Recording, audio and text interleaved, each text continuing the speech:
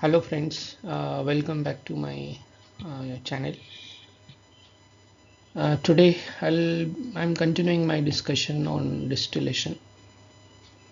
This is part 20 of my discussion on distillation, and from the previous video I have started discussing McCabe-Thiele method. So continuing with that, today I'll be talking about the operating line for rectifying section. In my earlier videos, I have derived, or I have discussed how to derive the equation for operating line for the rectifying section. But here, on account of or because of the assumptions that are made in the McCabe-Thiele method, so how the operating line for the rectifying section gets modified, we are going to understand. In my previous video, which was the first video on McCabe-Thiele method, I have discussed various assumptions that are made in the McCabe-Thiele method. Okay, so we will start with listing those assumptions. The assumptions that are made in McCabe-Thiele method, they are called simplifying assumptions. These are called simplifying assumptions. Which are the simplifying assumptions? Let us understand. First one is the heat losses from the column are negligible, and because of this assumption, in each section of the column, that is the rectifying section and the stripping section, the ratio of molar liquid flow to molar gas flow is constant. So it would be constant in the rectifying section, and it will also be constant in the stripping section, but their values will be different. They will be different in the two sections, but throughout the entire section this ratio will remain constant. It is because of this assumption. The heat losses from the column, they are negligible. Second assumption is heats of solution are negligible. Again, due to this assumption, uh, what you get is the ratio of liquid molar flow to gas molar flow is constant in each section. So that means the two assumptions, first two assumptions, heat losses from the column are negligible, and then heats of solution are negligible. These two assumptions contribute to this fact. What is that fact? In each section, L by G remains constant. What is L by G? This is ratio of molar flow rate of liquid phase to the molar flow rate of gas phase in each section. Okay, then you had third assumption. What is that third assumption? The principle of equimolar overflow and vaporization is applicable.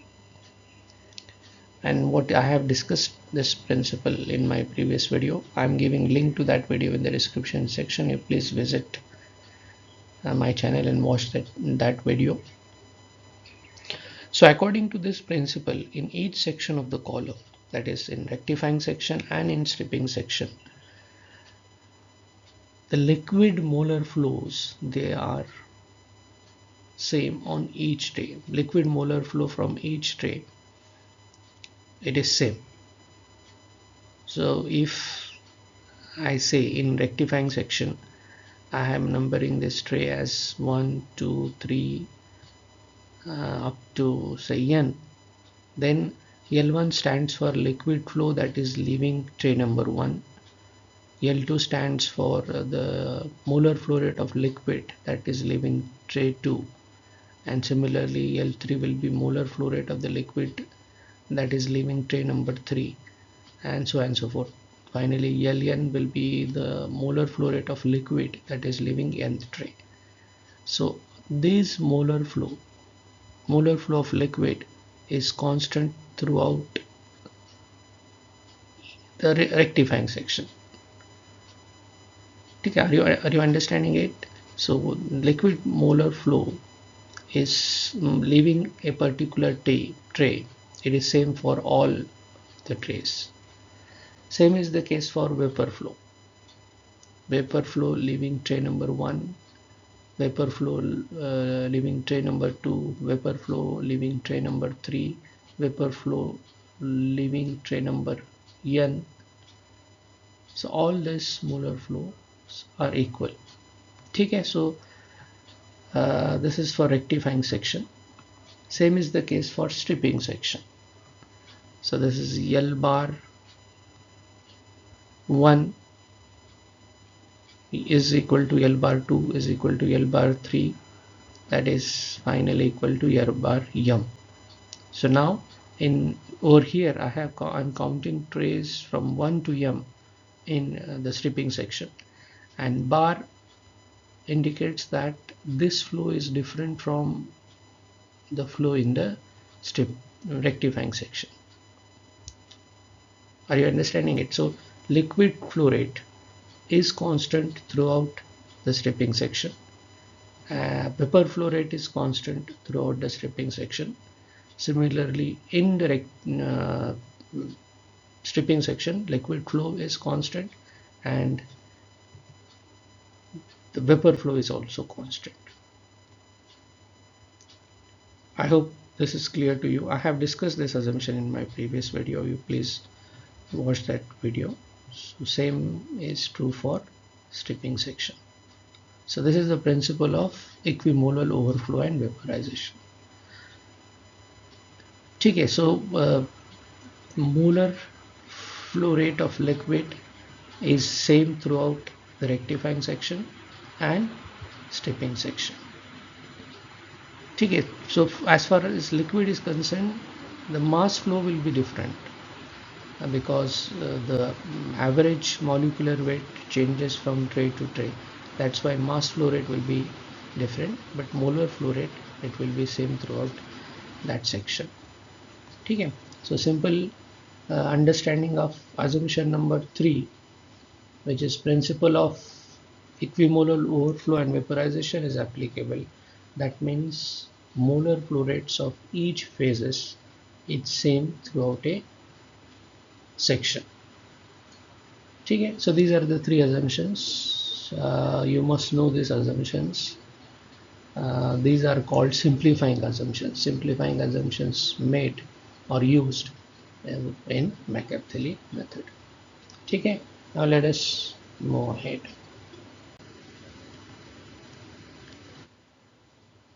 Okay, now let me show you the tray column. So this is a cylindrical column. These dashed lines, they are representing trays, and I'm going to number this tray. So the topmost tray, I'm calling it as first tray, and last tray, I'm calling it as nth tray. Then feed with molar flow rate of F and mole fraction of more volatile component XF. It enters or it is admitted on a tray in the column. That tray is called feed plate. So after entering the column, or before that, let me tell you about the other trays. I'm calling this tray as nth tray. I'm calling this as mth tray or mth plate, and this is m plus 1th plate. Okay, so I have numbered the trays or plates in this way. The topmost plate is the first plate, the bottom plate is nth plate, and in between these two I have considered some plates. One is nth plate, then mth plate, and m plus 1th plate. Okay, so feed after entering the column, it flows down to the reboiler. In the reboiler, what is done? Heat is added at the rate QR. So to create vapor phase out of the liquid phase, the resulting vapor phase is admitted into the column, and then this vapor phase rises through the column. It is taken out at the top, then it is sent to the condenser, where heat is removed from those vapors at a rate of QC to get the condensate, and then that condensate is divided into 2 parts. One is taken out as the top product, we call that as distillate, or you can also call it as top product, and it will be having molar flow rate of D, and XD would be the mole fraction of more volatile component in it, and the other fraction of the condensate is sent back to the column. We call that as reflux, which has molar flow rate of L0 and mole fraction of more volatile component in it is XD. Here simply there is division of flow division, so composition is not going to change. Composition in both the streams, that is, it would be XD. Then reflux, after entering the column, it flows down on the feed plate, it adds with the feed, and then the process continues. From the bottom, from the reboiler, we are taking out the bottom product, which we will call, which is residue or the bottom product. It is removed at rate of molar flow rate of the bottom product is W, and XW is mole fraction of more volatile component in it. Okay, so this is a typical tray column. Okay, then we know that the section above the feed plate, section of the column above the feed plate, it is the rectifying section, and section below the feed plate, that is stripping section. And over here we are going to get equation for the rectifying section. Rather, we are going to see how the equation of the operating line for rectifying section modifies in this case with the assumptions of McCabe-Thiele method. Okay, so the notations that I am using, let me tell you. The feed solution, for feed solution, what is the feed solution? It is a binary liquid solution of A and B. There are two components, A and B. So the feed solution is a binary liquid solution. Out of A and B, A is the more volatile component. That means it has low boiling point as compared to that of B. It has high vapor pressure as compared to that of B. So A is the more volatile component. Then F is nothing but the molar flow rate for the feed. What is molar flow rate? This is moles per unit time. So it could be kilomole per hour, for example, molar flow rate. Okay, and then XF is the mole fraction of A, that is mole fraction of more volatile component in the feed. Okay, then you have the distillate or the top product. So for distillate, D is the molar flow rate. For example, it could be kilomole per hour, and XD is mole fraction of A, that is mole fraction of more volatile component. Okay, similarly for the residue, again for residue or the bottom product, W is its molar flow rate, and XW is the mole fraction of A in it, that is mole fraction of more volatile component in it. Then for reflux, L0 will be its molar flow rate, and XD will be mole fraction of A. So as I told you just now, mole fraction of A in the distillate product, and in the reflux it will be XD. Okay, then in the reboiler, what is done? Heat is added, and we are denoting the rate of heat addition by QR. So QR is the rate of heat addition. So it could be, say, for example, kilocalories per hour, for example, joules per second, kilojoules per second. So it is energy per unit time, rate of heat addition. Then for the condenser, in condenser heat is removed, and the rate of heat removal is QC. So again, for example, the unit for this could be kilocalories per hour. Okay, So we are going to use these notations in the discussion. I have discussed in my one of my earlier videos, but now we are going to see what is the modification that happens to the operating line due to the simplifying assumptions of McCabe-Thiele method. Okay, so let us, you have the tray column, and the rectifying section would be the part of the column above the feed plate. So the portion that is covered with the spring envelope is now the rectifying section. Now I'm showing that section separately. So it is shown over here, the rectifying section. So in my discussion, the rectifying section will be having plates from 1 to n. Okay, so let us continue. Now what we will do, we are going to identify these streams. So this is stream, vapor stream, that is coming from tray next to nth tray. This is the nth tray, and this vapor stream is coming from the next tray. Next tray will be n plus 1. Therefore, vapor flow rate, molar vapor flow rate, this molar vapor flow rate I am denoting as Gn plus 1, and Yn plus 1 will be mole fraction of A in this vapor. Mole fraction of A, that is mole fraction of more volatile component. Then this vapor stream, it is leaving nth plate. So it will be denoted, the molar flow rate will be Gn, and mole fraction of A or more volatile component will be Yn. This vapor stream is leaving first plate. So it will have molar flow rate of G1 and mole fraction of A in it is Y1.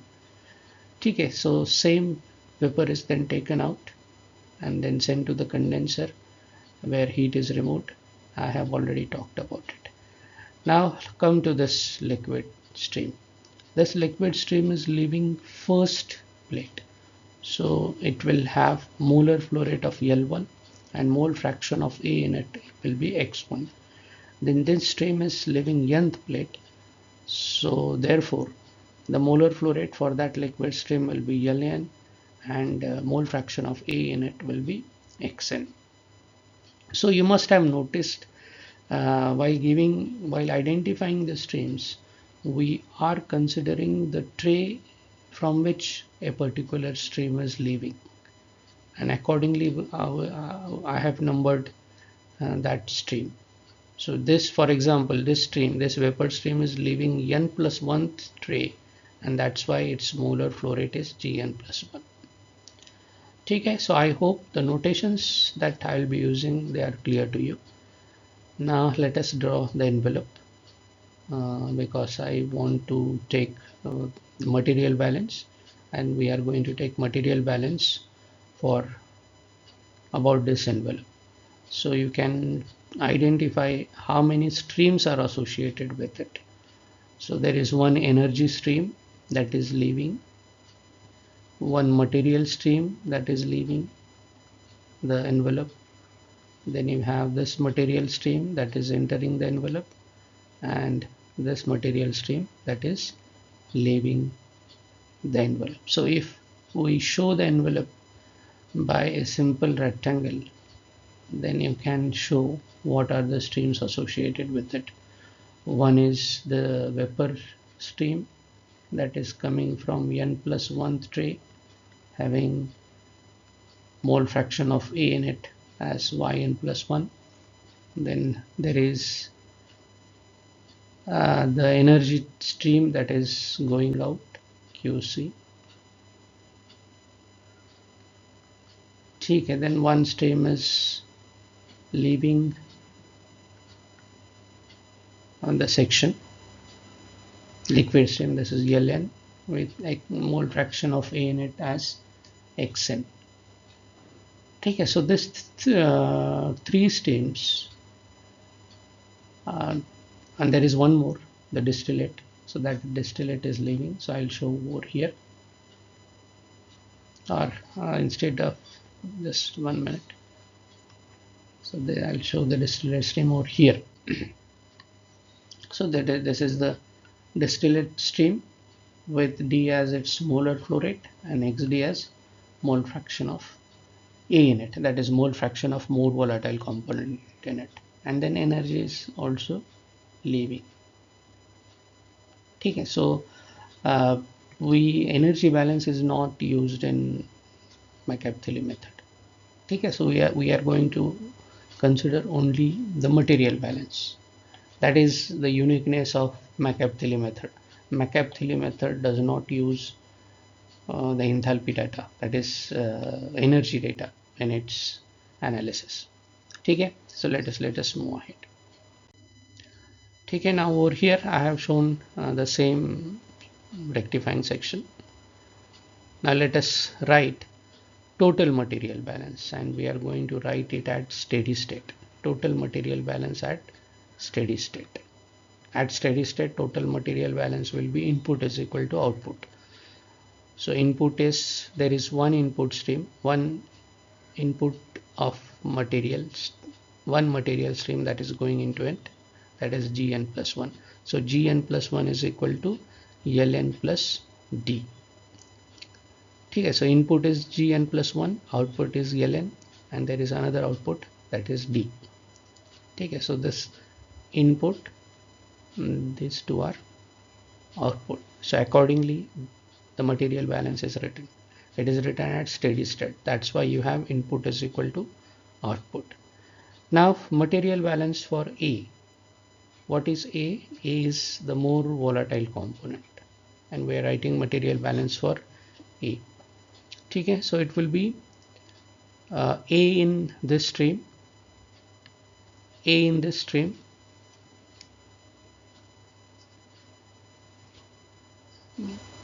A in this stream, and A in this stream. You have to give balance for A. So if we consider this stream, the input stream, Gn plus 1, this is total molar flow rate, and if you multiply the total molar flow rate with fraction of A, you will get molar flow rate of A. So that's why material balance for A will be written as Gn plus 1 into Yn plus 1, and with same understanding it it will be written for the other two terms. It is Ln into Xn plus D into Xd, total into fraction, total into fraction. So let us call it as equation number 2. Again, this material balance is written at steady state. Input is equal to output. Okay.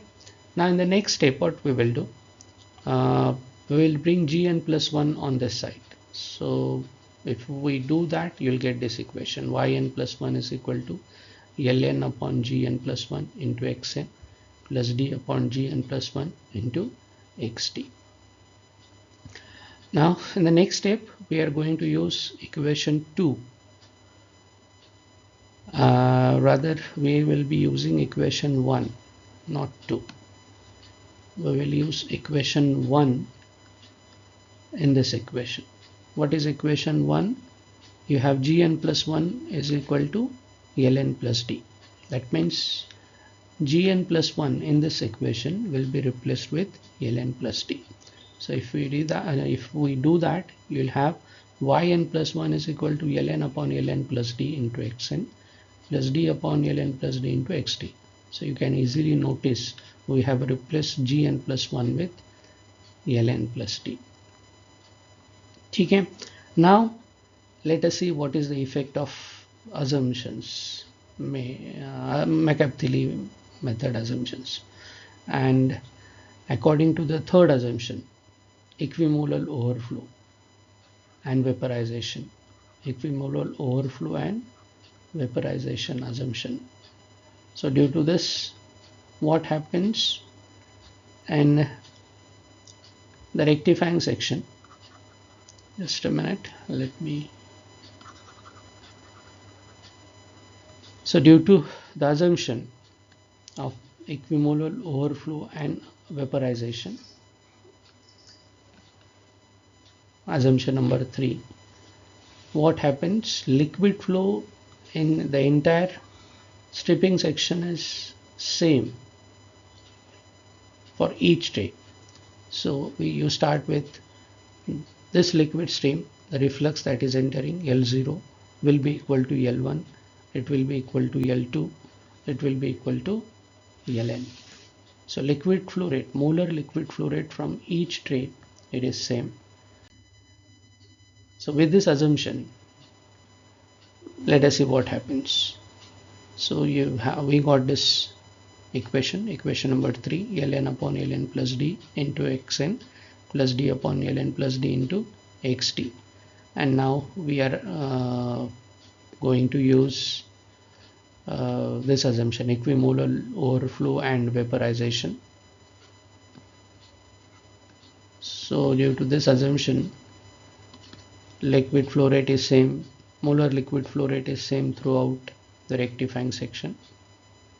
So that means for Ln, I could write L2 or L1 or L3 or L0. So if that is the case, then the equation will be yn plus 1 is equal to L0 upon L0 plus d into Xn plus d upon L0 plus d into Xd. So you must have noticed Ln is now replaced by L0 because it is same as that of Ln due to the assumption. L0 is equal to L1 is equal to L2 is equal to L3, and finally this is equal to Ln. So that means Ln is replaced with L0. In the next step, what we will do, we will divide by d in the numerator and denominator of each term. So it will be L0 upon d divided by L0 upon d plus d upon d plus d upon d divided by L0 by d plus d by d into Xt. So what is done in this step? Divide with d. The molar flow rate of distillate. So what is going to happen in the next step? So d upon d will be 1, and L0 of d, L0 by d, if you remember in my earlier discussion, L0, that is ratio of reflux flow to distillate flow, it is called external reflux ratio, and it is denoted by R. It is external reflux ratio. Okay, so I'll tell you. So in the next step, I have simplified it.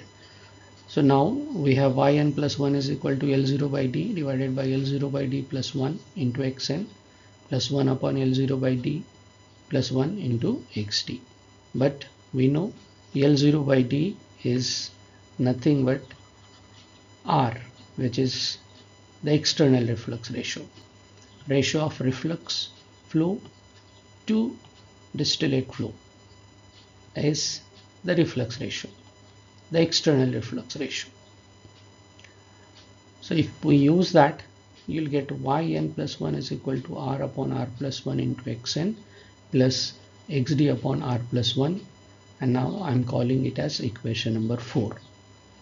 Next, let us continue with this equation. So we got equation 4. Equation 4 is yn plus 1 is equal to R upon R plus 1 into Xn plus Xd upon R plus 1. So what can you say about equation 4? It is an equation of a straight line on XY plot. What is XY plot? This is plot where you are plotting Y, mole fractions of A in vapor phase on Y-axis and mole fraction of A in liquid phase on X-axis, and you get a curve like this. This is the equilibrium curve, or this is the distribution curve. So on this plot, this equation number 4, that is yn plus 1 is equal to R upon R plus 1 into Xn plus Xd upon R plus 1, it is a straight line. This straight line is nothing but operating line for the rectifying section. So now we have got the operating line with the assumptions for a McCabe-Thiele method. How the operating line have changed with that assumptions. For the operating line, what is the slope? So this equation, if you look at this equation, this is of this form: y is equal to mx plus c. mx plus c, where m is the slope and c is the intercept. So if you compare this equation with the equation that we got, m will be equal to r upon r plus 1 and c will be equal to xd upon r plus 1. So that's why the operating line for the rectifying section has this slope r upon r plus 1. This is the slope, and then the intercept on x-axis, c will be the intercept on the y-axis. C is nothing but intercept on the y-axis. Intercept on the y-axis, and this intercept for this operating line is xd upon r plus 1. Okay, so with this I end my discussion for today. So in this discussion we have got the equation for the operating line for rectifying section. The equation is obtained by considering the assumptions that are made in the McCabe-Thiele method. So the equation is y n plus 1 is equal to r upon r plus 1 into xn plus xd upon r plus 1. So you get the slope in terms of reflux ratio and the intercept on y-axis in terms of reflux ratio. This is the slope and this is the intercept on y-axis. Okay, so that was the objective, my objective for this video. I hope you have understood the concept. If you have any doubt, you please let me know in the comment section. So for today I'm going to end my discussion. We will continue in my next video. I'll be talking about how the operating line for the rectifying section intersects with the diagonal line. Okay, so for time being now, I hope you know how to derive the equation, or how to get the equation for the operating line for rectifying section by using what is the effect of assumptions that are made in McCabe-Thiele method. Okay, so thanks for watching my video. Do subscribe to my channel, tell your friends to subscribe to it, and be with me. I'll be always happy if you're with me. Please subscribe to my channel and hit the bell icon so that you'll be notified as soon as I upload any new video. Okay, so thank you. Have a great day.